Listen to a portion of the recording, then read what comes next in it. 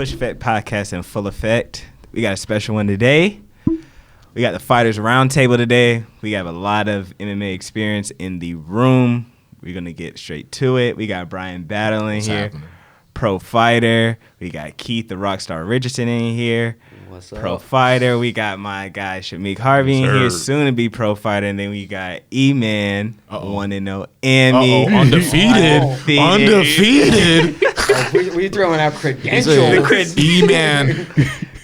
Only mustard. Mustard sandwich Samuels. Emmanuel Simpson. My bad.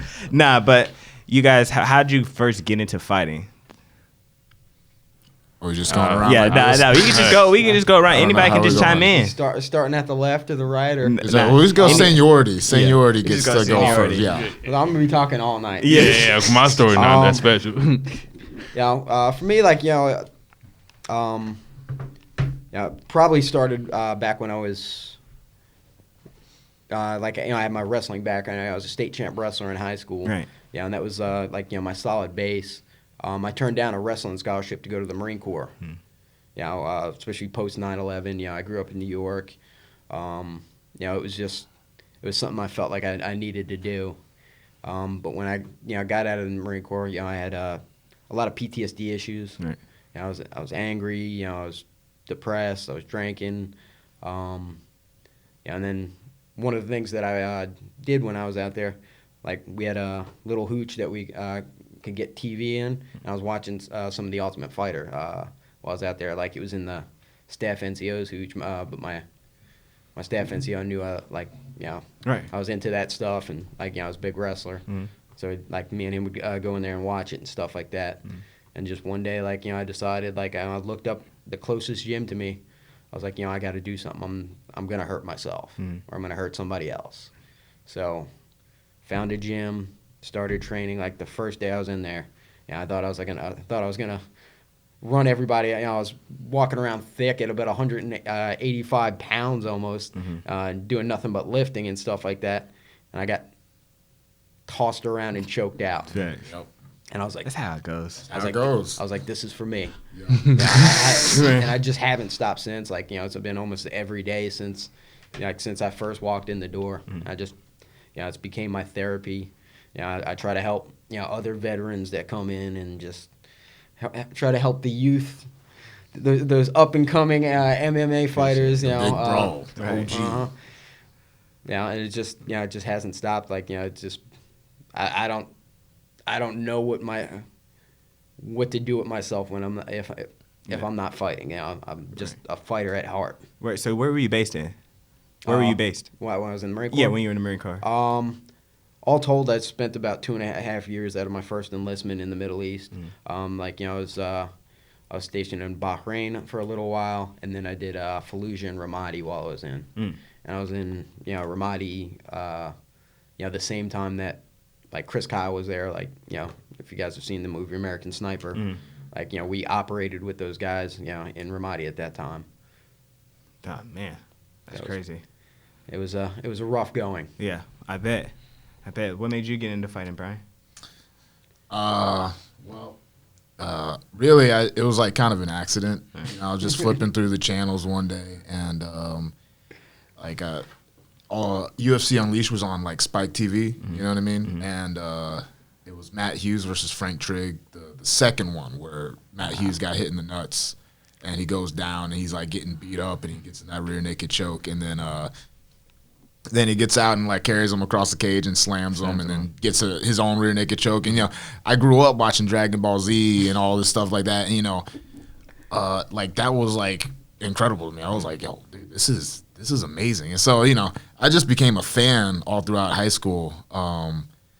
And it was always a bucket list thing. I was like, I need one fight in my life. I need to get into a cage and fight another man at least one time. I need to know what I'm made of. You know what I mean? Wear shirts off. The curiosity. Facts. After that first fight, I was like, I gotta do that again. Yeah. no. After the first fight, Can't let that one sit. I was like, there's.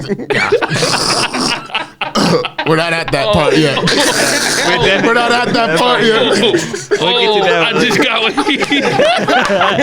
Right off the bat, no hard on. Yo, My poor boy. yo. But tell them how you came back. You know? Tell them, 8 fights.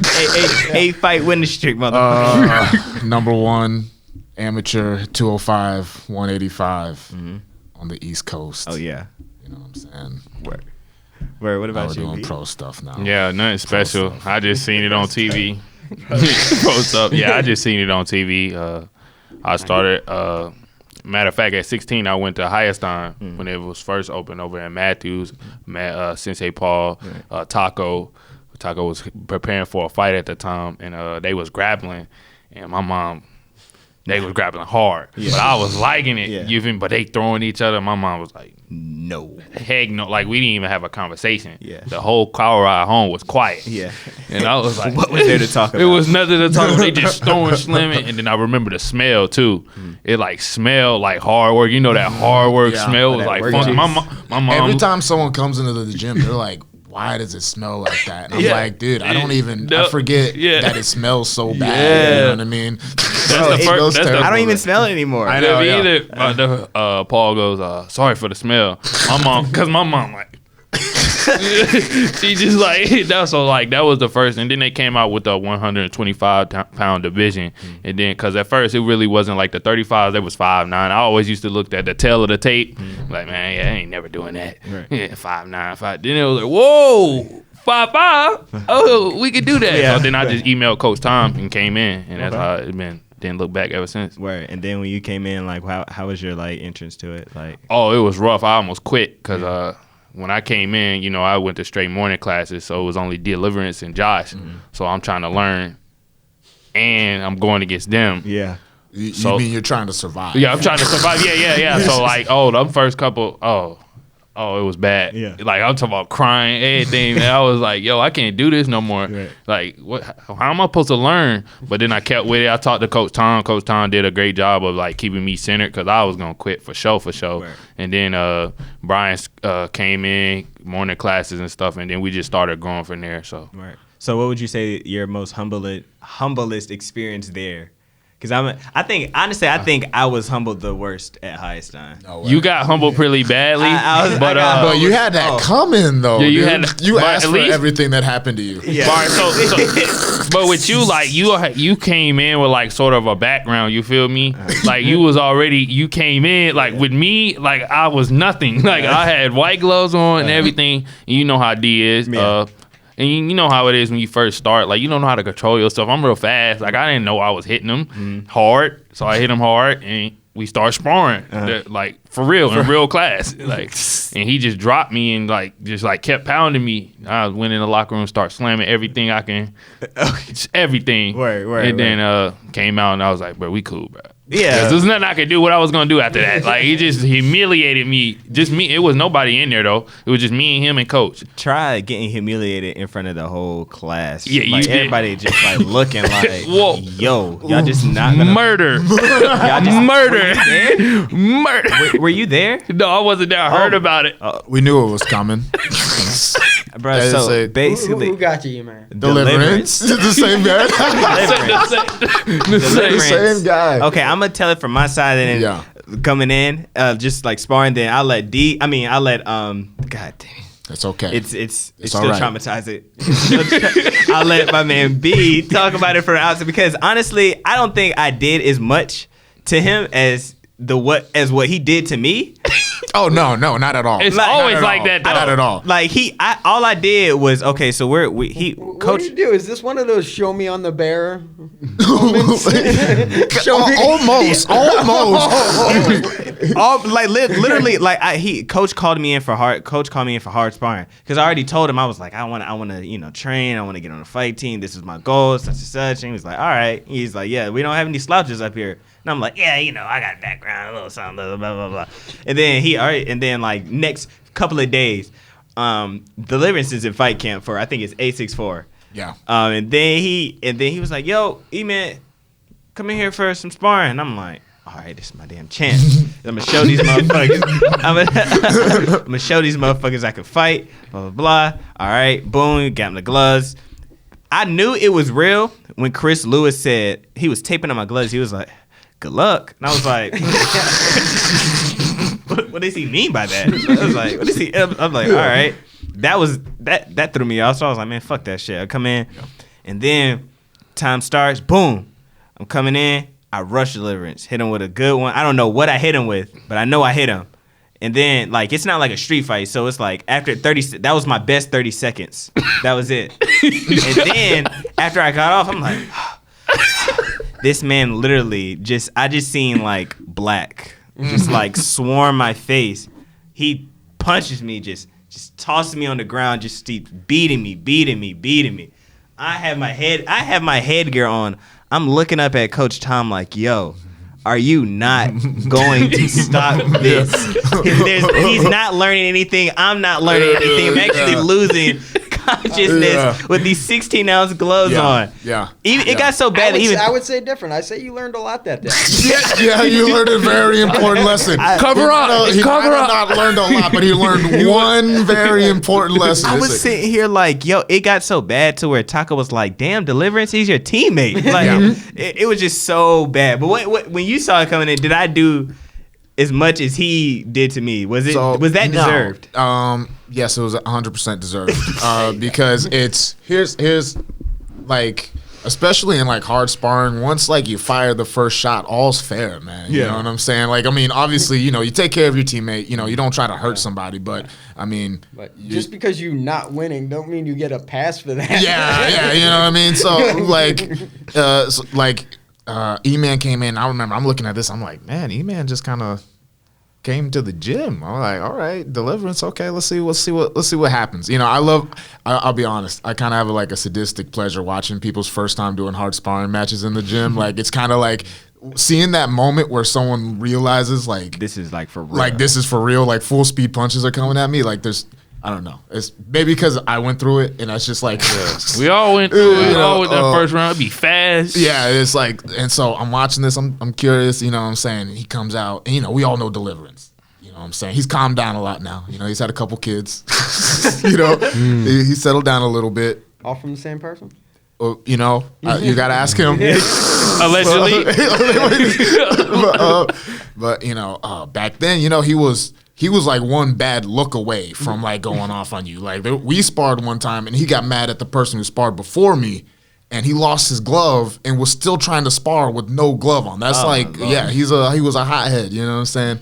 And so E-Man came out, and you'd think you might try to do a little feeling out phase. Do your little He came out, boom, like, and you can tell Deliverance was like caught off guard. He thought there was gonna be boom, big shot. And as soon as he threw that big shot, I was like, oh, it's over, dude. I was like, oh, no. I was like, stop the round now before Deliverance gets his hands on him. Because he pushed me off that cage so fucking fast. It was like, yo, I'm looking like, yo, I'm tired too. So it's like 30 seconds. I'm like, yeah. And then I'm just like, oh, man, he's really trying to hurt me right now. I threw a punch. All I getting tossed on the ground, just kept getting hit and hit. But that was my most humbling experience at the gym. You ever had a humbling experience at the gym? Oh boy, I did. They started bringing me in for sparring for Roger's last amateur fight. And, at this point, like, Roger, he's like the guy in the region. You know what I'm saying? And I was in there. I was having a great time. I was pretty heavy. I do like a bunch of like goofy stuff, that like people who haven't been hit before do. Like, there's people who only light spar that do goofy stuff that you can only get away with in light sparring. Mm-hmm. And I go in there, and Roger used to beat me up pretty bad. Yeah, he used to rough like there was one time specifically we were sparring, and he kept on he would beat me up, and so I would clinch up with him so that he would stop hitting me. And as soon as I clinched up with him, he would foot sweep me to the ground and then look at me for a second and then back up and be like, come on. I was like, come on, man. Beat me up. Come on, man. Come and so on, I would get up again, and he would start beating me up again. Then I would clinch again. And I'm like you said, I'm dog tired now. And then he just keeps on throwing me to the ground. And you know it's a bad round when you come out and you're sitting there and you're just like, wow, I can't believe that just happened. And then like Sensei Tony came over and he was like, hey, listen, man. And, you know, he starts like running off Roger's accolades, trying to make me feel better. He's like, listen, man, you know, he's really good. You know, I'm like, dude, like, it's like, I know I got, you know, it's like, I know what you're trying to do. It's kind of making me feel worse right now. Stop building up him. He's doing fine. Say something nice about me, please. It's like people only say stuff like that when there is nothing nice to say. He had nothing positive, no positive He's affirmation. just gonna tell you how much better the guy is that just whooped your ass. It's like, hey, you got your ass whooped, but it was a really good guy that whooped your ass. Yeah, so it was like it was supposed to happen type shit. Yeah, that's what Coach Tom hit me with after. But the worst part about it was Sensei Kevin walked by. I was like, "Tap." Sensei Kevin's an ass. He said what? He was like, "Tap," like laughing. I was like, "Okay, thanks." But as much as you beat me up, like especially you two, so it's kind of hard to think about like your humbling experience. Like, have you ever had one? Jeez. You've been in the game so long. That's far back. Like especially when I started, like, you know, MMA was new in the Carolinas. Like, you know, he was talking about like you know, UFC didn't have the 45 or 35 division yet. You know, so like when I started out, like, you know, there wasn't, like, as soon as I started out, I started like quickly becoming one of the top guys in the area. Like after those initial walking in the gym, like, and just because Travis Farrell, like when I came in, they sicked Travis on me. Like, you know, he had already had like 2 fights. And I just remember just getting start at triangled. Hannah-Brink? What? Yeah, started at Hannah-Brink. Okay. And then I was over there for, you know, a couple years, and then I was over at Higheston for a little while. You know, I was there for a while, and then, you know, I wound up opening up Modern Warrior. Right. So. Right. So, like, you know, a lot of my butt whoopings were early on, like when I didn't know anything about grappling. Like, you know, I'd just be offering my neck up left and right, and bellying down. Yeah. And still do. Yeah. I still do. Was that like, what was the craziest round you had at Alpha Male? Ooh, that's like sometimes it's scary to spar with some, like when I'm sparring with like Cody or something like that. Yeah. Like, it's scary to spar with those guys, not because like you're scared of them getting hurt in the round. Yeah. Like, you know, they've got $1 million on the line. Yeah. Like, you know, so it's hard, like, but you also don't want to not give them good training, and, you know, you also want to so like guys like that, it's always kind of a little intimidating to go with. But like I was saying earlier, probably one of the scariest guys to spar with is Josh Emmett. I can see that. That dude cracks. Like, you know, he hit me the hardest I've probably been hitting in sparring. Like, you know, I was baby deer legging it and shit. And like I told you at that time, it was Martin Campman was coaching. Yeah. And he just comes over and be like, you wanna take the rest of the round off? I was like, no, I'm good. That's what you always say. You're like, and he's no. like, I'm over here. I'm like, I know. Everyone's like, no. Like, come back. Like, super nice dude, but he just cracks. You know, and like I was like thinking about that on like the way over here, like, you know, sparring with guys like that, like, especially, you know, I'm an older fighter, so I don't need as much hard sparring in there, but you still need that sparring scared, not like, and like when I say scared, like a lot of fighters like never say, like, admit to being scared and stuff like that. You know, fear is not a bad thing. It's just how you choose to deal with it. Yeah, deal with it, and like, you know, sparring scared is great because it's going to keep you sharp. It's going to keep your defense up. Like, you know, I'm not scared to spar with them, like, but I've got, like, I know what can happen if I screw up. Mm-hmm. So I've got to stay nice and sharp, like, when I'm sparring. And, like, yeah, those are, like, those type of rounds, like, yeah, now, like, somebody like me, I don't need to do them all the time. Yeah, just because, you know, I don't really have, I need to save myself for the fight. Like, I don't need to come in there with nagging injuries and stuff like that. Where, like, younger fighters, like, they need a lot of hard sparring because, more than anything, they need to prove themselves, not to anybody else, but prove themselves to themselves. Like when you guys are starting out, like, you get cracked and you're like, okay, but I can take this. I can keep going through this. I can keep pushing. But like I see a lot of guys like, because that's one of the big movements right now. Guys saying like, that they never spar hard anymore. I see that kind of letting their defense fail a little bit where they're not like, they're not as sharp because they're not as scared. Like it kind of breeds a little bit overconfidence if you're just playing touch butt in the park all the damn time. I was about to say, because if you're not like hard sparring, it's kind of like hard to actually like add to your game realistically. Yeah. You know what I'm saying? Like, because I was just thinking about that today, and I was talking to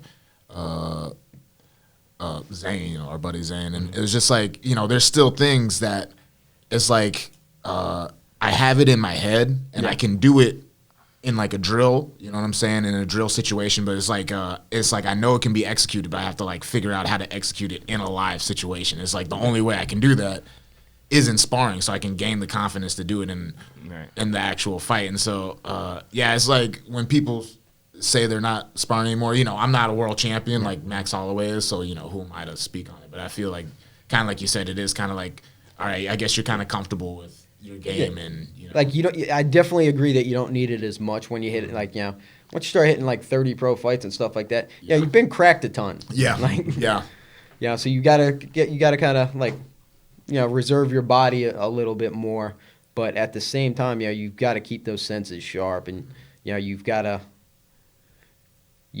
keep a little bit of that fear in sparring, like to where where it just becomes touchy touch every time you step in the cage. Now you're not going to pay for your mistakes, so they're not going to settle in. Like that's why like amateur fighters that got a loss on their record. That's a lesson that you need to learn. While it doesn't really matter at the end of the day, because when you turn pro, you go 0-0. That was always a weird thing to me about amateurs, like how many top amateurs didn't want to fight other top amateurs. It's like, this is the point of being an amateur. It's like high school. Don't get started on that. Dude, it's like, what are we doing here? We're trying to get better and get ready for the pro career. We might as well fight pro caliber amateurs. You know what I mean? But everybody don't have that mentality because they don't want to go pro. It's like they're comfortable. Comfortable being the best Georgia amateur 135 or they comfortable. They're comfortable like that. They're comfortable like that. What do you say? They don't for real. They don't really Big want fish, to. little pond. They don't really want to like. Because when it's pro, them people on the regional scene, they not playing no more. There's no more amateurish games. No, everybody in it. If you got big goals, them dudes you gonna be facing. There's no ducking no more. You're gonna have to. You're going to have to lock yourself. You're going to have to see. Exactly. You're going to have to see me. Eventually. To get to where you want to get to, exactly. You're going to have to see me. You're going to have to cross paths sometime. You need to know what a war is like. Yeah, but that's why you see a lot of amateurs. They had like 2 fights done, 0-1 done, 3-0 done, 3-1 done. They don't fight since 2017, 2015 because it take a different type of animal one to get in there once and then keep doing it, then go pro and then keep doing it and keep doing it. It take a different animal. Training camps, you know how hard training camps is. Them places is hard. Sucks. You got like. Plus you got to know what coming back from a loss feels like. For sure. It just. You've got to get those battles out of the way when you're in an AMI and just figure things out. Like I didn't have the availability to have such a lot of AMI fights. I think I had 5 amateur fights, and I don't think I lost a round. But there was a card every.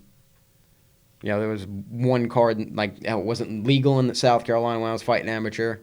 There was like one card in North Carolina like every 3 or 4 months, like all over the state. So there just wasn't as many opportunities to get that experience. So after 5 fights, I started going pro so I can, travel and get as much fights as possible. What do you feel the state of Carolina MMA as a whole is now? Not the actual fighters. like it grew so much for a time, and then Well, fighters and just Like, like the yeah. development and just people coming out of the Carolinas. like I was like there like when it started, and then I was there. Like there was a huge boom for a while. There was all these MMA gyms, and now it's kind of settling back in. And it's like but now it's dropping just because of everything that's going on in the Carolinas, where there's no cards in North Carolina right now. Focus seems to be starting to shift. Like, we're actually going to start seeing a lot of fights coming out of Rock Hill. Just because we're on that border. Yeah. What about the fighters, bro? Like, how do you feel about like the talent coming out of the Carolinas? I mean, obviously, highest stand MMA is churning out the best talent in North Carolina. I heard that. Where's the script? Like he's reading off the. My man said. Highest stand MMA, HAYASTAN. Look us up now. Yes, sir. But I mean, it's really out just because of how it's been promotionally, and since the whole thing with the boxing commission has gotten mixed up. Looking at the local scene has kind of gotten a lot harder in the past year. So it's kind of hard to say where the fighters are out. Like, I'm hyping up our gym, but like outside of our gym and, whoever's doing anything at Mountain Warrior, I don't really know what's happening with fighters locally because you have to go out of town to fight. So unless like I ran into Aldi Edwards in Kentucky my last fight, but I didn't know he was fighting out there. We just happened to run into each other, and that's a big win that he got. But he's like, you wouldn't know that because it's unless you follow him specifically. It's out in Kentucky and a promotion that's 7 hours away. So I don't know. It's just a lot up in the air. I'm excited that they're going back to Rock Hill so that people in this area can start. We can. Oh It'll Lord, definitely I help. was so happy. It'll help boost up that the Charlotte scene and stuff like that. I think like the talent level and the level of trainings there right now, it's not being showcased right now because a lot of fighters have nowhere to showcase it. North and South Carolina have always had great athletes. Right. We're football factories. Rock Hill is one of the biggest football factories around. And same with Charlotte. We've got athletes here, and we've got great gyms. So now you're going to start seeing a lot more, especially with Rock Hill starting to boom back up. We're going to start seeing all this talent that's going to be able to be showcased again, and I think that's going to cause a big resurgence again. Right. I think. Go ahead. Yeah. I was gonna say there's a lot more youth getting involved in the sport. Right. So it's like now, I don't think like Keith was talking about, like in the Carolinas, they didn't have the first legal MMA fight in the Carolinas till 2005, right? 2004. No, it wasn't even. No, it was something around there. Because they had UFC 2 in Charlotte, or 2 or 3 in Charlotte, and then it got banned. And then I think it was I fought on the first card in Charlotte. Yeah. It was Ruckus in the Cage. Mayo. Ruckus in the Cage, baby. But I was just gonna say is North Carolina doesn't have the combat sport lineage of some of these other places. So right. I think now is a great time for us to start developing our own lineage. Having our own talent. Right. And stuff like that. So it'll be fun to see what happens. In the sport of mixed martial arts, you have to be versatile in all aspects of the sport. So what do you think is the most important art that you like? Without this, is raps. What do you think? If you can just have one art form, what do you think is most important? I feel like that's just a case by case, a fighter by fighter. What do you like? Because my game is different from Keith's game, and Keith's game is different from Bryan's game. You feel what I'm saying? Right. I just feel like if you need the grappling, for me, I could take my style. I use the grappling, but I don't only use the grappling. I use the grappling to mix in other things. But for just overall, if I had to pick one, I would say the grappling, because you see, like, when you don't know how to grapple, somebody know how to grapple, but your night be long. Because first you get tired. That's the first thing that happens. You get tired because you don't know how to defend properly. That's another thing. If you don't know how to defend properly, your cardio going down. Yeah, because you're just it's trying to muscle whoever is off of you. Yeah, then you you slowly start Just sinking into fading, quicksand. like, And you looking up, they yelling Carlos. You're like, wow. This first round? This first round, coach? 2 more. Yeah, you go back to the corner, they talking about, hey, I can't breathe. You feel what I'm saying? Like, so I think it's case by case, but overall I say the grappling, because it's not a lot of people that like focus on that hard grappling. Like, people know how to stop takedowns and stuff, but what's after that? What's after stopping the takedowns? I chain this, I chain that, chain that. Can you withstand that chain? Yeah. That's when it gets deeper, and that's when you see people doing, like Bryan does a great job of doing them people away. Yeah, you know how to stop the double, but what about double back to single back to double? Oh, down. Oh, y'all do this. Oh, you're down, and then it'd be the first round. It'd be the first round. In the pro rounds, they 5 minutes, so you got to be withstanding that. And the cardio is a little bit different for grappling and kickboxing. Right. Like for me, kickbox all day, grappling, you start. It's hard to hold somebody down and then get back up. So I say grappling. Grappling. What you think? For me, I'm usually gonna stick with wrestling. Just from a tactical standpoint, if you can dictate where the fight takes place, you always have a path to victory. Like if I'm the superior wrestler, you're a superior striker, I'm gonna put you on your back. You're a superior grappler, I'm gonna keep it on the feet. And there's even an opportunity if you suck at both, where you can literally just grind them against the cage, and eke out a decision. So at least with wrestling, you always have a path to victory. Mm-hmm. Whereas you see guys, like, there's nothing more frustrating where if you're a striker, and you just get wrestle fucked all night, like. No, nobody's happy in that situation. Right. You just got some big muscled up dude grinding on you in front of your family. Shirtless. Just dry humping you. And then it gets worse as the rounds go by. It doesn't get better. Like, round 1 be bad. Go back to the corner. Round 2 be worse. Then they're like, you gotta get a knockout. Yeah. I know, coach. I know. I'm trying. I can't hit him. I can't get him up off me. If you ever want to see a sad look in a person's eyes, round 3, even round 3 of a fight where they hadn't even probably taken a lot of damage, but they've just been dry humped for 3 rounds and they can't do nothing about it. Can't do anything about it. Bless their hearts. Like, they're just sitting there talking shit. Like, come on, let's go to our feet. Like if you asking your opponent for favors, I know. Chances are. It's not. Chances are. It's not pretty, but it's like, at least you have an opportunity. Like, and if you love to bang, but you can't stay on your feet. Same as where you saw Damian Maia had to learn to improve his takedowns and improve his striking, where early on he there was no striking and he was just diving at legs and stuff like that. That's just as bad. Mm-hmm. I like to bang, bro. No, but that's probably the most fun. Like, if you chose me which one I would just pick just off the cuff, I'm like, yeah, dude, we're gonna sit there and go at it. But it's if it's today's combat sports perspective is I don't see how you can not choose wrestling as your first base. I mean, you develop great athleticism. Your mentality is just in a different place. They said, Gaethje, top tier wrestler, and doesn't use any of it.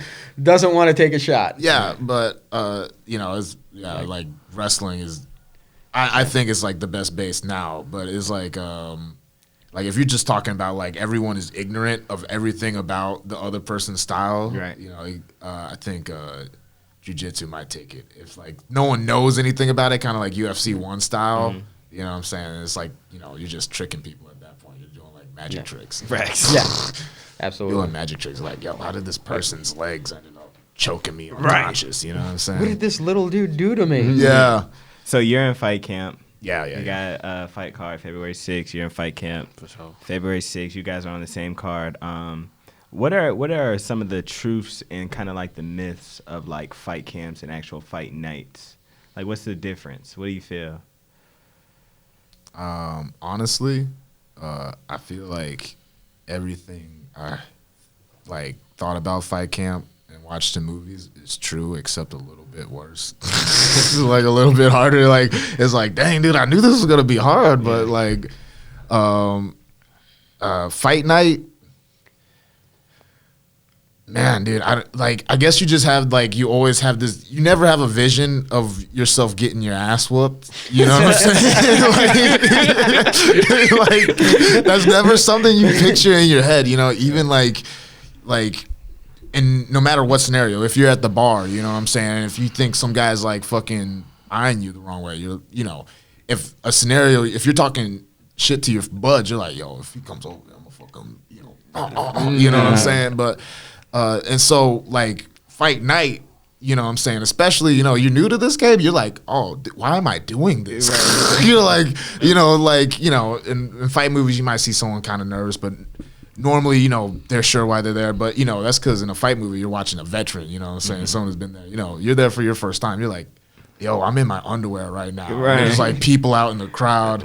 And yeah, I didn't hear anything my first fight. I didn't hear my coaches telling me to put my hands up, which was important advice. Don't circle in that direction. Yeah. I didn't realize that he was standing southpaw. I couldn't understand. Like, I was jabbing at him, and he was hitting me back with his jab, and I was like, this shouldn't be happening. And he was standing southpaw, like, not hiding it or anything. Dude, it was just, everything was happening so fast. And I lost in emphatic fashion, you know what I'm saying? And that's just like, you know, I would say probably losing. Getting your ass whooped is just something about getting fight that, you know, you don't think about going into it. Nah, I don't know. You know what I mean? Yeah. Nobody prepares you for that part. Yeah, No. yeah. I feel like I've been prepared for that. Delivery used to beat my ass, beat the fuck out of me, bro. Yeah, but it hits a little bit different. Different when it's like for real. When it's for real, When yeah. it's in front of everyone. That's the key. Yeah. That's the key, bro. Like nobody knows what to say to you after. Like, Because it's It's like not the deliverance story. That's funny. Like, we're laughing Yeah. about that. You know what I'm saying? but I'm still traumatized. Though. Well, you're traumatized. I think Well, me. is If it- you come back from a fight and people are like, I liked your walkout song. Oh no! Shit did not go your way. Yeah, like, people at are all. like they're surprised to see you up and walking. It's like, God, man, was it that bad? Yeah, that first loss, it hurt. Yeah. It hurt bad because like you went to the fight camp Yeah, just to do that, Yeah. and then it doesn't stop right there though. It gets even worse when you go back and watch the film. Yeah. And then you see stuff like coach was yelling, you wasn't listening. Yeah. You seen game plans that you was supposed to be doing that you didn't do. You seen it's my fault? Yeah, exactly. You like you. I thought coach fucked up. Yeah. You playing into the crowd, you doing old goofy stuff like like you doing stuff you should not be doing. That's what for me, that's what hurt the most. Like, man, wow. Wow, like I went all, especially you go to like Ohio. I travel all the way to Ohio, did all that fight camp just to do that. But I learned a valuable lesson though. So that's why I think it goes back to his point. That's why you need them losses in them amateurs. Especially as an amateur. So how do you come back from losses? But like, what is your mental state? What do you- For me, I realized I needed good people in my corner. My girl, my coaches, Bryan, teammates. I needed good people in my corner because, like, for me, my mentality is the biggest thing. Like, physical, that's cool, but like the mental aspect of losing is like hard because it's not like football. You lose a football game, it's 11. Oh, y'all all suck. Yeah, you feel what I'm saying? You're sharing the burden. Yeah, exactly. This is like you, and then like you got to go back because I always used to winning. I'm not used to losing. You got to go back to the hotel room. Your girl trying to hype you up. It's not working. Your coach trying to hype you up. That's not working. Like none of that's working because you're not trying to hit that. Because at the end of the day, you put all that hard work in training camp, and we fighters. We believe like we going in there and getting the business done. And get back in the training camp like immediately. That's another thing. You can't dwell on that stuff. You just gotta get back in there and realize what you did. Of course, watch the film, even though that's real hard to watch that film again. You gotta watch that film, keep watching it, and go over with Coach Tom how to do this, and try to fix those mistakes and try to do better the next time. Hopefully, you do better and break down exactly what you did wrong, so you can make those mistakes in camp. You don't want to make those mistakes in a fight. You want to get them mistakes out. Oh, I should have been doing this, and this, and just learn from it. That's how you rebound from that loss. Thanks. Yeah, that's why.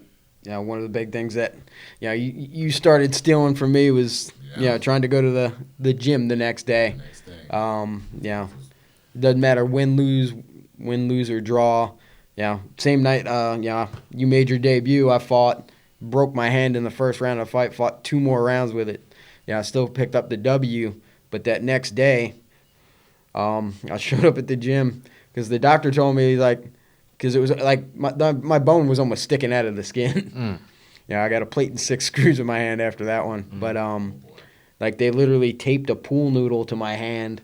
Like, you can go to the doctor now and they're just going to give you painkillers and it's just going to cost you, but they're not going to send you to ortho until Monday. Right. So he's like, we could just leave this on your hand for the weekend. So the next day I showed up at the gym. I had a pool noodle in my hand and I was doing squats and regardless, I'm going to the gym the next day, get back into that mindset of getting better. Plus it's just, just a man thing where we fought the next day I went right back to work. What did you do? Right. Yes, so it just kind of gets and I've done it after every fight. Okay, speaking of getting injured within a fight, how do you get to that mental capacity to where you're like, yo, I gotta push through this? Breaking your hand is just it's not like a simple thing. It's gone. You're just how did you push through that?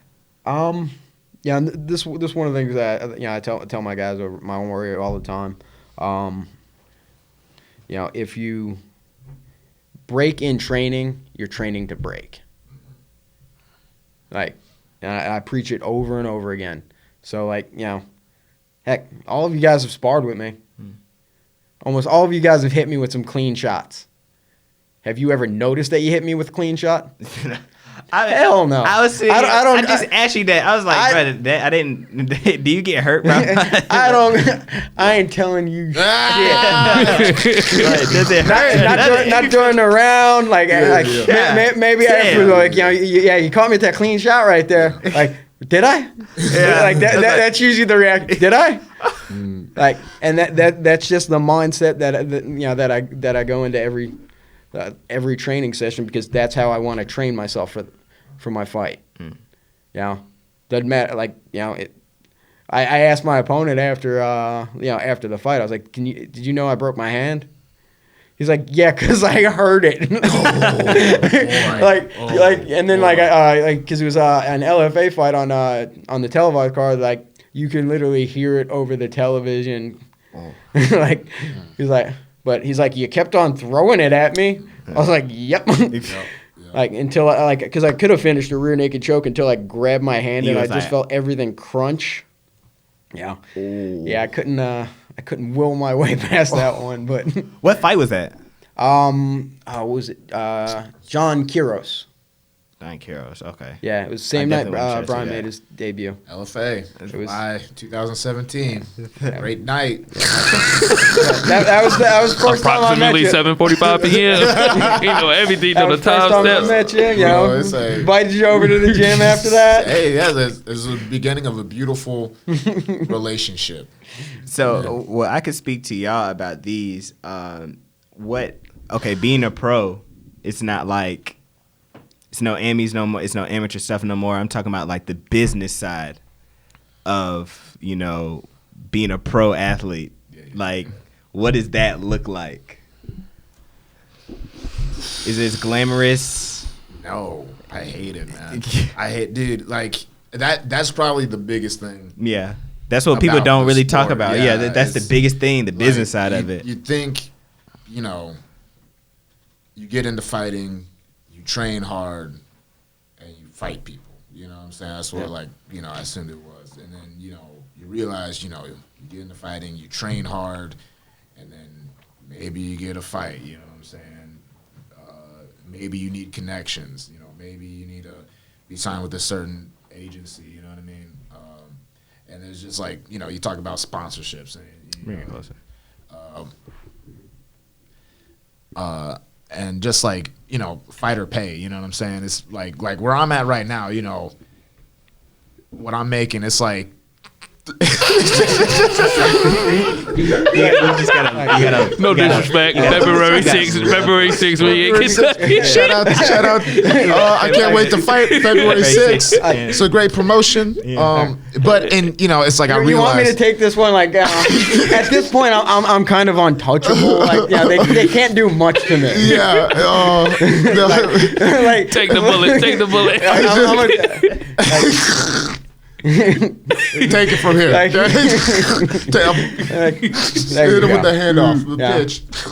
Like here's the thing about, like, you know, fighting professionally, like, you know, fight, especially like up and coming fighters, like, oh yeah, I'm just gonna show up there and, like, you know, do my thing, and, you know, that's what being a fighter's about. Right. You know, I don't need to worry about freaking ticket sales and stuff like that. Like, especially as an amateur, the best thing that you can do for yourself is sell tickets. One, it's going to put you in, like, you know, it'll give you a little negotiating room with, like, local events to where they want to have you on cards. Like, they're asking you to have cards. You know, and especially when you turn pro, like, yeah, the money's still not going to be great compared to what we do to our bodies, you know, and all the work that we put in there and stuff like that. And then a fight falls through and you don't even get a paycheck for it, you know. Yeah, it's rough, but, like, you know, as long as you're building up that fan base, now when you turn pro, you'll be able to get pro fights on the regional level. You know, when you're getting pro fights on the regional level, you get a little bit more leeway with opponents. You know, you get a little better pay. You know, you get a little bit more from ticket sales. You can sell sponsorships a little bit more. You know, stuff like that. You know, and they'll, like, you know, part of the reason why I was able to, especially, like, you know, when I went on a good run, like, you know, I was taking on, you know, Bellator vets and, you know, on a regional scene and stuff like that, you know, was because the organization was willing to pay for me to have those opponents that I needed to start building myself up. You know, and they were able to do that because, one, they knew they were going to get the cash back from ticket sales because they knew I was gonna bring a big crew, you know, and they can afford to do that, and they want to see me, you know, progress. But one of the big things that happens as far as fighters is, you know, we're so dumb. Like, you know, we love to do this so much that we're, like, you know, we're always wanting to, like, you know, cut our own throats as far as, like, you know, doing it because, you know, this is what we love to do. Like, nobody gets into fighting that just kind of thinks it's all right. Right. Yeah. It's too brutal. It's just too much work. You know, it's too rough. Like, if you're fighting, like, you know, it's because you fucking love it. Right. At the same time, like, you know, it's hard for us to monetize that in our minds. Like, you know, there's not one idiot in here that won't, like, hell, we do it for free in sparring all the damn time. Right. Yeah. So, like, you know, it's they'll always be able to find somebody that's willing to do it for less. So, but as long as you make yourself indispensable, you know, to the promoters. But, you know, the way that you got to do that is you got to sell. You got to shake that ass and wiggle them tits. Right. Yeah, I mean, you know, people get mad at, like, the Conor McGregors of the world and, like, the, you know, Jake Paul and Logan Paul, but it's like, I mean, you're mad at them, but, you know, they're making way more money. Let's not fighting. put those in the same breath. But I'm saying, like, it's like people pay to see people who make noise. You know what I'm saying? They're not paying to see skill. You know what I'm saying? I'm saying, you know what I'm saying? Like, I got you. before Conor McGregor, you know, people weren't paying to see Khabib. You know what I'm saying? Like, Conor helped raise Khabib's profile because they feuded with each other. Yeah. You know, it's like if you're just like if you don't promote yourself, it's going to be a lot harder to do things. Right. You know what I mean? Yeah. Which kind of is, you know, is lame. You feel corny sometimes, but it's like it's part of the game. You know, you got to promote yourself. So, like Keith said, so you can sell tickets. So you know, you can open up your horizon on the people you can fight. And everything like that, you know? Yeah. Like, I've always said this, like, for the most part, people can, like, spot fakeness and stuff like that. Yeah, but your public persona needs to be yourself, just amplified. Yeah. Like, like whoever you are, if you're a dick, be the biggest dick you can be. Good dick. Yeah. Like John Jones when he owned. When he finally admitted that he was a scumbag. Yeah, it was like, all right. I respected him a lot more. I can identify with you now. You know, when he was trying to be the good guy, and then and everyone knew it. ripping snooters off of strippers and hitting pregnant women. And it was because the whole time he was playing it up, but you're just like, man, something's off right now. Yeah. It's there's something weird about this. And then, sure enough, hit and run with weed and coke in the car. You know what I'm saying? Pregnant lady. Again and again and again. It sucks that because he is regardless definitely one of the GOATs, but and honestly I care less about the stupidness outside of the cage as to the failed drug tests and stuff like that, because that legitly puts an asterisk next to your name.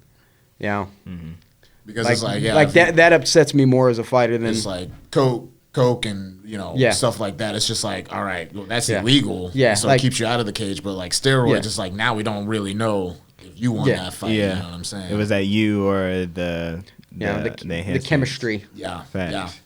And taking money out of the other guy's pocket. You know what I mean? And then you were talking about how to monetize yourself, as in knowing your worth. Yeah. And then you talk about the fight cams, where we put ourselves through fight cams. What do you think? What was your most brutal fight camp? You're just yo, I'll never forget this one. Getting ready for that amateur title shot. That was brutal. Just having 5 rounds. We never did 5 rounds before. Coach, what do you mean 5 rounds? Yeah, and then this was before you was there, I think. So it was Rita, Salah, back-to-back Taco. So I had 5 fresh sparring partners just getting ready. You fought Micah? Yeah, when I fought Micah. Oh, yeah, I was there. Oh, yeah, I was there. So you probably was one of them. So, just having 5 fresh people back-to-back, that does something to you.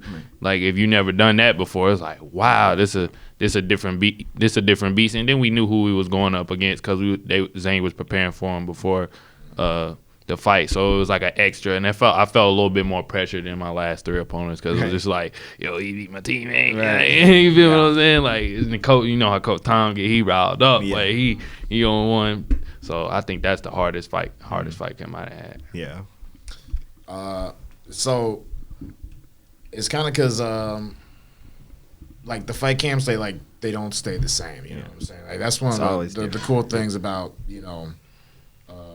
our personal MMA family communities, that as we're growing as fighters, our coaches aren't staying stagnant in their ways. They're changing things up. And so whereas this current fight camp I'm in, each progressive fight camp, I'm getting better and better work. I'm working harder. I'm able to output more. We're also getting smarter and realizing when it's all right, maybe tomorrow take a day off. You know what I'm saying? You did 3 sessions today. Maybe tomorrow, do a boot camp and then go home. You know what I mean? But if you're just talking about just straight up just grinding my gears, probably I don't know, because I haven't had a whole lot of long fight camps. And yeah, a lot of every fight camp is hard. I mean, every fight camp's hard, but it's me and Keith, we talked about this the other day. I mean, it all kind of blends together. You know what I'm saying? Yeah. There's not a whole lot of difference between non-fight camp life and fight camp life. We kind of do the same thing. We're over kind of in camp, and we just kind of tweak it a little bit. Yeah, you just ratchet it up a couple notches. Yeah, I think for me, I probably got 2. I probably got 2 answers on that one. Probably one of my hardest fight camps was after my Bellator fight, after I fought for Bellator, just because, I was like, you know, it kind of like I was depressed after that fight because, you know, I was winning the fight, but it got stopped due to a cut. Right. And then it was got ruled a loss. Like, so it's just like, you know, I felt like it got stolen from me, that big opportunity. And I was fighting like up a weight class, but like, you know, I felt great. And like I worked really hard for that fight camp. And then like, you know, after that, yeah, I like took a pretty quick fight that I probably shouldn't have at the time. You know, because I still wasn't healed, like how my face still wasn't healed up. Yeah, the woman that I was with at the time was gone now, trifling. Yeah, like, you know, everything wasn't set in my life, so it was just kind of like that fight camp kind of wore on my soul more than it wore on my body. I feel that. Yeah, I gotta agree with him. Like like, you know, anytime you're training for 5. Now I'm was training for 5 5s. That is a half an hour fist fight. Fucking, I can't imagine. that is just all kinds of wrong due to a person. Right. So like, you know, like anytime I'm doing a pro title fight, like it's just like 3 5s. It just seems so much easier as far as the camp, as far as everything, as far as life. Yeah, 5 5s. That's a half an hour fist fight with another person that knows just as much as you and just training to hurt you and all that type of shit. Well, and then on top of that, like Shameek said earlier, you know, it's like if you're doing 5 5s, chances are there's at least three guys at like, a minimum. You getting jumped, really. Yeah. Like, when you're doing 5s, you getting jumped because then like nobody else is like offering to do 5s too. Yeah. Hey man, want to come in and do 5 5s? Nah, fuck you. I'll take 1 and 3. Yeah. You get 2 and 4. It's like and we'll send him in on the 5th. On the fifth one. And you're just looking at a fresh dude, you raggedy mother. Yeah, just like bouncing, just ready to just bust your skull. You know what I'm saying? He like, Yeah. That's what's Especially funny because about that's those. always somebody that you've been beating the shit I out. was just about to say, it's always so. They're like, like here we go, baby. I've been waiting for this. You tired? You're like, I was like, you gotta see me tomorrow. You gotta see me tomorrow, man. Brian's tired. I never seen him tired before. Oh my lord. Yeah, because you never earned it before. And then it's stylistically too with that fight we was getting prepared for. We knew he was a grappler, so they coming in grappling. Yeah. I'm like, Salah, bro, Get off of me. Get off of me. And then that fight was 5 4s, so we just nice. banging them back and forth. Yeah, that jank was hard. I was like, I'm never gonna be able to do this. Sheesh. Yeah. I mean, Salah was growling and everything during Yeah, remember that time I was about to... I remember that. I went to Brian. I was like, bro, I can't do this no more. Remember that? Yeah. I was crying. I can't do this no more. I mean, was like, bro. I don't know what happened to Salah. Like a flip switched in his brain. It was He like just an anime or something. He turned into mowed like me. like he was literally growling. I was like, is he growling? Yeah, he was growling. That was like one of the scariest things I've ever And seen. then you in a cage tired. before. You tired. You can't. What you gonna do? You're tired. And so that speaks to the whole tails and stuff like that. Like everybody has a tail in fighting, and so when you've seen Salah growl, I don't know. I really don't be knowing some of y'all's because y'all just be hitting me. So I just like I don't know what like the tails are. I don't know. You'd have to tell me. Yeah, I don't know. I'm sure there's one. They say people. I just know when Brian's about to go real hard. I don't know what he Yeah. did. Okay. He's like starts shaking that head. Just okay. You definitely know when you definitely know when you hit Brian with a good shot, or he's about to come at you. Like, I'm a very gentle, very technical sparrer. I just want the audience to know. you definitely know he about to come out and like it's just like oh shit, he's about to. I also want to say if I do ever go a little bit harder than is anticipated, it is earned. You're like, I didn't put this on you. Started it. You asked for it. You know what I mean? But I probably enjoyed every second of it. You know he loves it when everybody's like, and then Brian's in the background like, woo. Next round. What have me when Next they be round. like, go see Brian. Somebody go see Brian. Like, all the new dudes in the. Dudes just leaving class. People taking their It's like we sitting there. Somebody go see Bryan, and then it's just like everybody got a partner, and it's like, oh shit, I'm the only single one, so I guess I got to go in the fucking cage, right? So they make me out to be the bad guy. They do make you out to be the bad guy. I'm such a nice person. It's really the cage. The cage is what makes it seem that way. For sure. Like if I was just outside of the cage, it wouldn't seem so bad. But being inside the cage, people are like, "Oh, he's gonna try to fight me for real." It's like, no, we're just inside I think the it's cage. that, and like when you're newer. Remember, I had that problem too. Yeah. Like you're moving when you're on the mat, so you don't know. Oh, I'm all the way over here by the water fountain. And we started over here, but when you get a cage, you hit that cage, you be like, "Doom!" There's And then you start doing that little.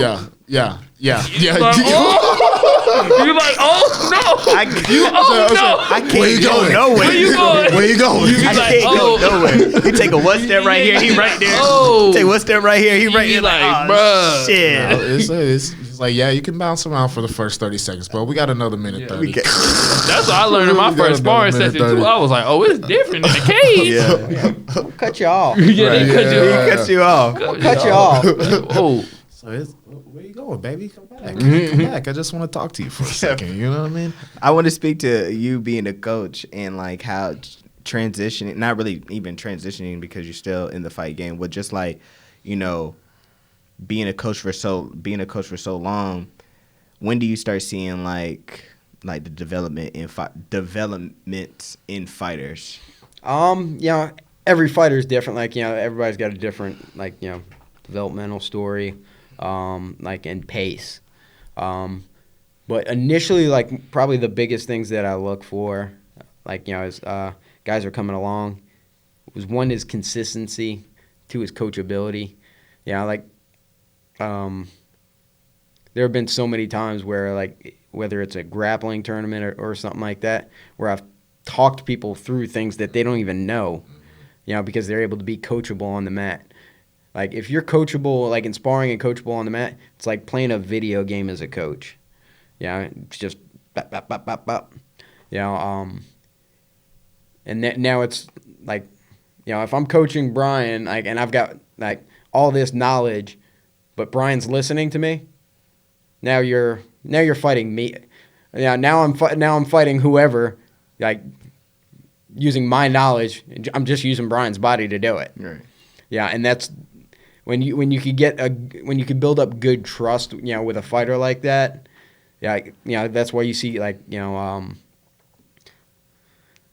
why you see guys like Mike Perry having problems, and you see guys like that, Gaethje in that fight with Tony Ferguson, Tony Ferguson. There was just a good relationship and a trust between those two. And they knew each other well enough, to make those adjustments and literally fought, be coachable. It's a lot. And as a fighter, I understand what it takes to actually, have somebody outside the cage yelling shit at you, I don't know about that. If that doesn't work, that's gonna fucking hurt. Or I'm trying. He heard you tell me. He heard you tell me to throw that right hand. But I mean, it's just to piggyback what he was saying, a testament to a good coach is someone who actually tells you what to do instead of actually coaches you on how to do something. Hey, we can get up. I need to get up right now. Get up. I'm on my back getting punched in the face. I know I need to get up. How do I get up, coach? Tell me how to get up. A good coach would be like, underhook. All right, hips to the cage, leg up, keep your underhook. Start. That's the big difference because you will hear. Everyone who's been to a fight has heard that coach be like, get up. Throw more punches, hit him, hit him. Look out for his off. You're like, yo, okay, well, anyone I can see that. You know what I mean? Help me. Right. And getting mad at your coach for yelling out for what you hey, it works in fucking Dragon Ball. Everybody says what they're about to throw before they throw it. Right. Yeah. Facts. I mean, it's still. I mean, if you hear, you gotta call your shots. You gotta execute it. You know what I'm saying? If your coach says something, even if the other guy knows what's coming, if you execute it, and as a coach, they're not saying to do it right that second. Yeah. Look for it. Look for it. Okay, facts. Yeah. Okay. Thanks. Yeah, sometimes I'll be in fights. They'll say something, I hear it, and then I think about something else, and then I'm like, I forgot about that. Yeah. Like, you feel what I'm saying? Like, Yeah. I know there's been a couple fights with Coach Tony. He'll say something, and I'll be like, I don't know if I want to try that. But then I try it, bam, bam, oh, it worked. You feel me? Yeah. Like, I like when you can hear your coaches. Coach Tony, and he knows that if you didn't do what he said, it's not because you didn't hear him. Yeah. But Coach Tony's the one that Tony, allows you literally can hear Coach Tony anywhere. Yeah. I heard if him. you didn't listen to Coach Tony, you made a conscious decision that you heard his advice and you decided not to do it. And he will talk to you about it after the match is over. He'll be like, "Why didn't you listen to me?" You're like, "I don't know, Coach. I'm sorry. I'm sorry. My Coach." first fight, I couldn't hear nothing, actually. So we got fights February 6th, guys. Yes, sir. Sir. Let's get some predictions. What y'all feeling? Oh man. Well, you know,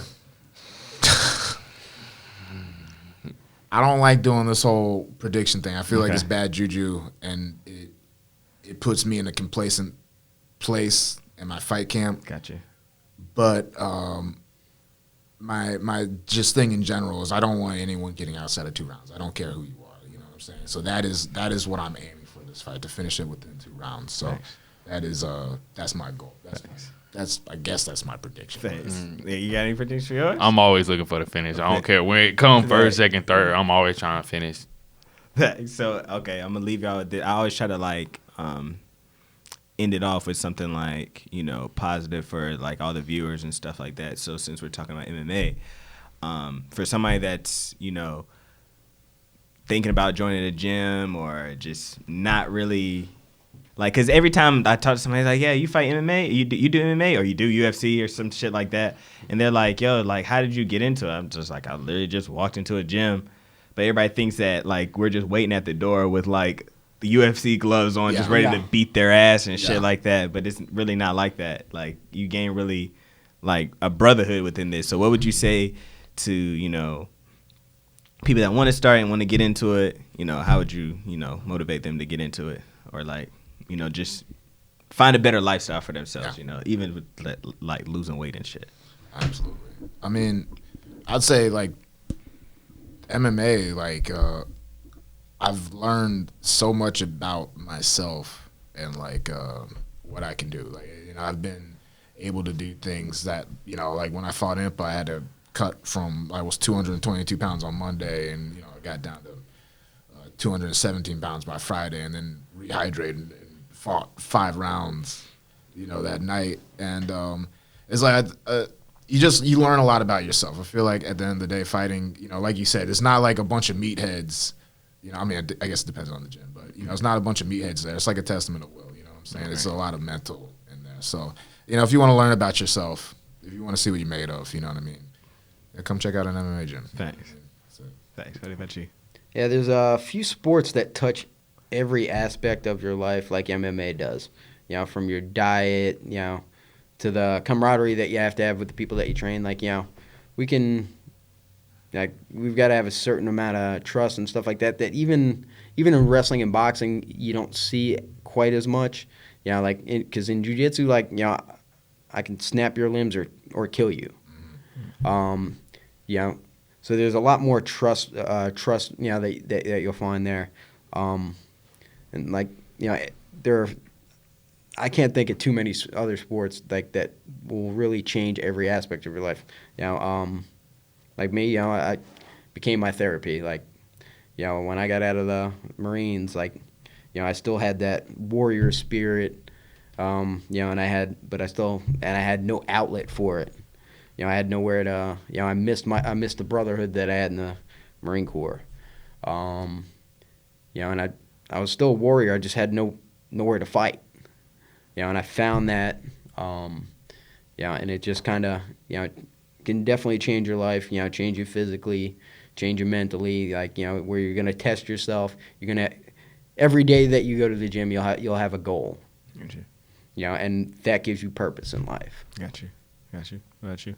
I would just tell them just go try it. Just try it one time, because one thing about a common misconception about MMA is like you gotta be like 6'4", abs. Like you can be a school teacher, Yeah. you can be a chemistry major. It doesn't matter. Just try it. And MMA is not just punching and kicking. You got jiu-jitsu, you got wrestling. So that's why I just tell people to try it. Like my boy Hayden, finally tried it. Finally got up in there and look at him. Now he in there almost every day, and you see people change not only mentally but physically, You start out spiritually. puffy. You start out puffy, Puffy. I was And puffy too. and then the family aspect too. That's what I really like, especially at our gym. Like seeing those new people come in there with that hunger. Like when you came in, you see it and they fire. They mad when they get tapped out by the guillotine because they can't keep their neck up. Right. And you talking them through it, but they still doing it. And you're like, man, that was me. That's kind of cool. Get kids like young fella Alex. Yeah. Yeah, it's just like you start seeing, you be like, man, this is cool because you was there. You don't notice you're there because the time you knew on the block, you don't know. But when you get 2-3 years in, like I am, you see them new people, and it'd be kind of cool to walk people through the stuff you was having trouble with, and especially mentally, because Bryan was there for me, like about to quit. Like, I hate this. This is ass. It's not for me. It's not for me. Then I'm doing it to Alex Scott. He having trouble. Now I'm telling him like, listen, bro, I was there a year ago. Just trust me. Keep going with it. So that's a cool aspect of it. Facts. That Keith did that for me. Yeah. It's just all ass whooping just coming down the line. Yeah, just like you be in a corner like, bro. You need someone who's been there and done that to Really give you a feel it. little encouragement every once. Facts. Yeah, and also it has to be somebody that's like kind of like with Bryan. I see how hard he works and stuff like that. So when he telling me something, it's like sometimes I don't want to hear it, but it's just like It's real. yeah, it's real. It's like it's nothing you can say. It's like he done been there before. So Facts. yeah, Okay, that's what's up. I appreciate you guys yes sir. for coming up to the podcast. Bryan Pooh Bear Battle, Keith the Rockstar Richardson. We haven't got your nickname yet. We Smoke. Shameek Smoke Harvey, baby. Yeah. You can go ahead and shout out your social media, your sponsors, all that. Talk about the fight. Check me out February 6th, HR MMA in Kentucky. Link in my bio for the pay-per-view. Shout out to CBD Charlotte, great sponsor, Shashan Design, Blacklight Tattoo, Brad Robinson. Big shout out to Iridium Sports, my agency, and checking me out on Pooh_Bear_Battle68 on Instagram, and Pooh Bear Battle, Bryan Pooh Bear Battle on Facebook. Facts. Sir. One of y'all. Speak out your social media. Keith the Rockstar Richardson, Modern Warrior MMA down here in Rock Hill. We got a great gym, and you see these highest iron cats coming in on Sundays too, getting that open mat on, punching each other in the face. Yes, We've always had a close link. I got CBDMD. Not trying to. Clear the table. We like CBD. Everyone here, we like CBD. We got Taylor Starling getting ready to make her debut in Bare Knuckle FC February 5th. I was about to say it's like right the day before. Yep. Yeah. February 5th at Tampa Bay. Same card as Paige Van Zant, Frank Mir. I think Thiago Alves is on that card. Gotcha. And I think they're actually she's actually gonna make her debut on the main card. Okay. Oh, that's dope. So it's gonna be that's a big card. And then What does Bare Knuckle come on now? well, it's paper. This one's gonna be pay-per-view. Pay-per-view? Okay. And I know they have that. Like I know they have an app and they have some other ways that you can watch. Especially this one. Like they paid a lot of money to get Paige on there, so they. Yeah. Now and then we got February 27th. We've got Naman doing kickboxing down in Rock Hill on the Fight for It. Big Tad. Big Tad. Big Tad's going to be throwing down, and then T-Flex, Travis. He's going to be making his kickboxing debut. Travis, like OG Travis? No, not OG Travis. Okay. Okay. I got to see that. I don't know if you really gotten to work with T-Flex too much. I've heard his name. He's a tall dude. Got the Got the pretty hair. Rocks that man bun. What are you talking about? Okay. I get Yeah. confused because his Instagram name it throws me off. Yeah, So it's like I think Travis his name is Snyder. Yeah, I thought his name was. Yeah. No, I call him T-Flex, and yeah. Shout out to T-Flex. Honestly, and I'm gonna cut his hair off one day. Like if you've got a like, this is my philosophy. If you've got to like differentiate, like, you know, man bun, like, it doesn't belong on your fucking head. Like, you know, if you've got to say it's for a man before you say the, like, there's no, like, this is my man pussy. No, like Yo! Like, Put the hood on. That's it. so yeah, I'm always hating on the man buns, especially when they got to stop rounds though. Yeah. Facebook, yeah. Shout out to your social media, Meek. It's my name, Shameek Harvey, on both Facebook and Instagram. And February 6th, HR MMA, Bryan Battle, Shameek Harvey. You feel me? We looking for the finish. We preparing hard in our fight camp. And then February 27th, we got 3 fighters. We got Emmanuel, we got Josh Motzinger, and who else fighting on that card? KP. KP. And Kevin the first one was mustard sandwich. Take off the lettuce, take off the tomato, take off the bologna, only mustard and bread, bro. And a slight hint of pepper. So okay. Yeah, so February is gonna be a big month for Hayastan. Right. So we're gonna be ready and be on the lookout. Yes, sir. Oh, yeah. It's the Push Your Fit podcast. We out.